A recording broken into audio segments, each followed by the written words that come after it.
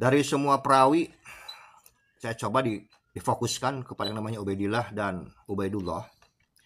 Dari 4.000 jalur periwayatan tersebut, yang namanya Ubaidillah atau Abdillah itu tidak tercatat sedikit pun yang namanya Abdillah Ubaidillah bin Ahmad atau Ubaidullah bin Ahmad.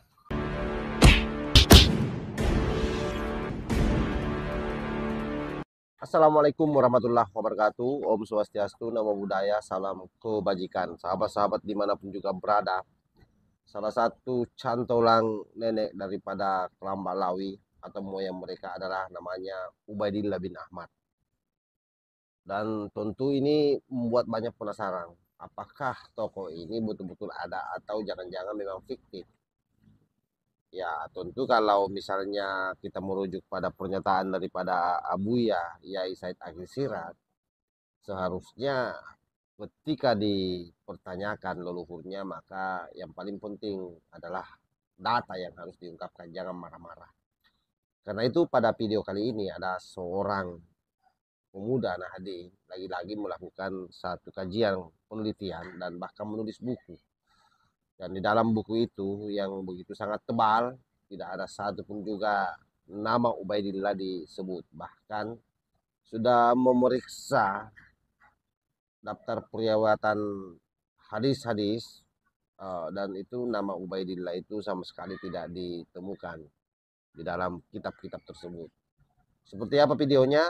Supaya kita tidak gagal fokus, ini kita simak secara bersama-sama. Beberapa hari ini dengan terbitnya buku saya yang baru, Konspirasi Yahudi dan Rungkatnya Dinasti Bani Alwi ini, sangat positif.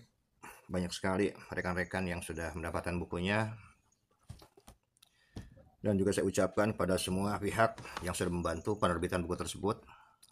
Dan selama 2 hari ini saya sedang berusaha mencoba menelusuri kembali, melacak kembali nama Ubaidillah bin Ahmad dalam kitab-kitab hadis.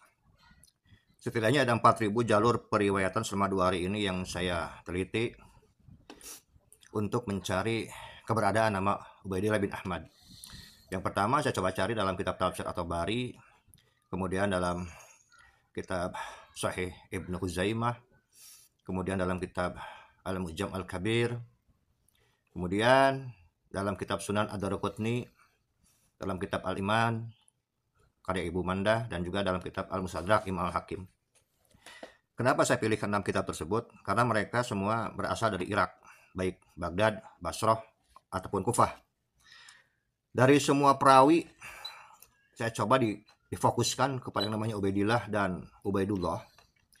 Dari 4.000 jalur periwayatan tersebut, yang namanya Ubaidillah atau Abdillah itu tidak tercatat sedikit pun yang namanya Abdillah Ubaidillah bin Ahmad atau Ubaidullah bin Ahmad. Karena yang ada itu saya bacakan sedikit saja karena sangat banyak. Contohnya nih saya bacakan, misalnya Ubaidullah bin Abdillah, Ubaidullah bin Musa, Ubaidillah bin Abdillah, Ubaidillah bin Abi Yazid, Ubaidillah bin Abi Ja'far, Ubaidillah bin Abi Bakrin, Ubaidillah bin Umar, Ubaidillah Al-Khawlani, Ubaidillah bin Adi, Ubaidillah As-Saqafi, Ubaidillah bin Anas, Ubaidillah bin Miksam, Ubaidillah bin Abi Yazid, Ubaidillah bin Sa'id, Ubaidullah bin Al-Aqsan, Ubaidullah Al-Umari, Ubaidillah bin Abi Malikah, Ubaidullah bin Arabi, Ubaidullah bin Abi Rafi, Ubaidillah bin Ka'ab, Ubaidillah Al-Hadrami, Ubaidillah bin Adi, Ubaidullah bin Ziyad, Ubaidillah Al-Ghudani, Ubaidillah bin Haushab, Ubaidullah bin Mu'ad, Ubaidullah Al-Asja'i, Ubaidullah bin Amrin, Ubaidullah bin Hafiz, Ubaidullah bin Abdul Majid, Ubaidullah At-Taimi, Ubaidillah bin Mukhrij, Ubaidillah Abu Thabit, Ubaidullah bin Iyad, Ubaidullah bin Sa'ad, Ubaidullah bin Muhammad Al-Furyani, dan masih banyak Ubaidillah atau Ubaidullah yang lainnya. Banyak sekali, dan saya catat satu-satu. Ini saya catat sebagai, saya nih lagi bikin lagi karya yang baru untuk syarah buku yang baru kemarin ya, Konspirasi Yahudi dan Rungkatnya Dinasti Ba'alawi. Jadi kita kumpulkan kembali bukti-bukti bahwa dalam 6 kitab tersebut, di mana diyakini sekarang kalau kita melihat tahun kelahirannya 295 sampai dengan 385 Hijriah, ke-6 kitab ini mereka eksis di zamannya Ubaidillah bin Ahmad. Tapi yang ingin saya jelaskan lebih lanjut adalah bahwa dalam ke-6 kitab tersebut tidak ada yang namanya Ubaidillah bin Ahmad, baik sebagai seorang mujtahid, ahli hadis ataupun ahli fikih. Apabila memang benar ada beliau adalah seorang mujtahid, ahli hadis dan ahli fikih, sudah pasti namanya pasti menjadi mata rantai periwayatan hadis-hadis tersebut.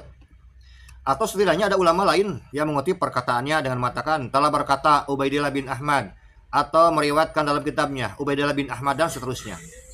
Dan ada satu lagi kebiasaan para ulama dalam tradisi keilmuan, yaitu mereka sering mengutip perkataan ulama yang hidup di atas mereka dan yang berada pada zaman mereka. Bila ribuan ulama yang berada di wilayah Irak, baik yang berada di Baghdad, Basra ataupun Kufah, tidak ada satupun yang meriwayatkan perkataan Ubaidillah bin Ahmad sebagai mujtahid, ahli hadis ataupun ahli fikih, apakah kita akan tetap kekeh bahwa beliau adalah sosok yang pernah eksis di alam semesta ini? Hatur nuhun. 996 tahun. Jadi saya ambil jalan tengah. 650 tahun tidak ditemukan misteri nama Abdullah dan nama Ubaidullah atau Ubaidillah. Ini Tuhfatul Thalib. Jadi ada kitabnya dan saya punya kitabnya. Katanya saya hanya punya kitab satu saja.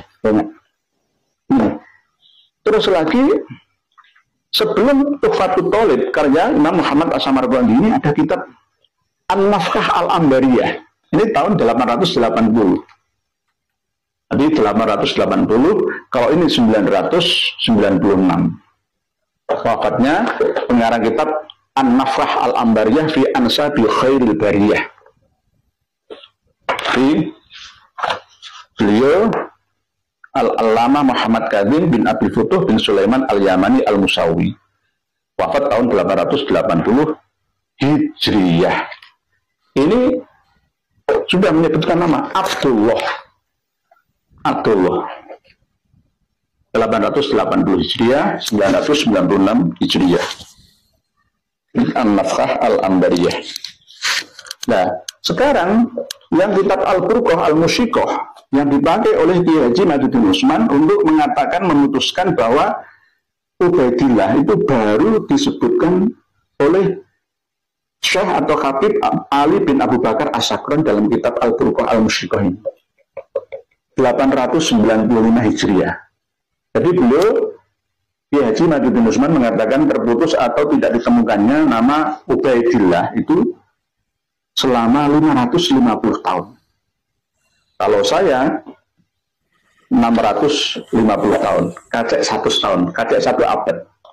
Ini yang dipakai oleh Kiai Haji Maduddin Utsman Al-Burqah Al-Musyiqah, dan ini yang saya pakai Tuhfatul Thalib bi Ma'rifati man yantasibu ila Abdillahi wa Abi Thalib tahun 996,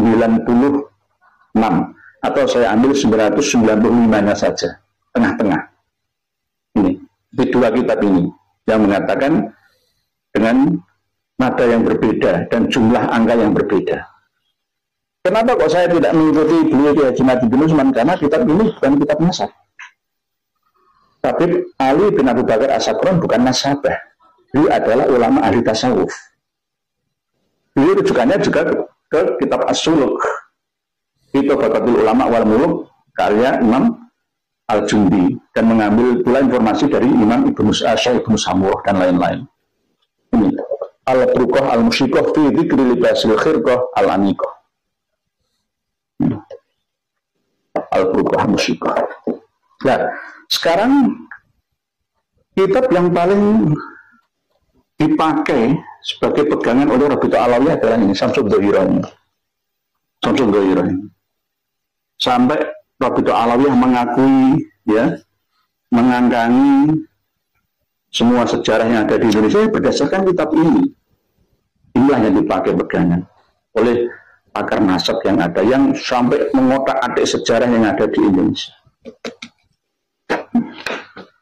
Nah, setelah itu saya juga Al-Musajjar Al-Mubassat dari Syekh Subhi Ali Mesir juga mengatakan sama, bahwa Imam Abdullah atau Ubaidillah itu hanya wakilah. Jadi kalau Kiai Haji Maduddin Utsman mengatakan bahwa Abdullah, ya, atau Ubaidillah sebagai datuknya Alawi yang ada di Indonesia dan seluruh dunia itu do'if jiddan, itu sangat lemah karena wakilah. Gila itu jari ini kabar-kabare nggak jelas, namanya gila. bisa dikatakan do'if ataupun maudhu.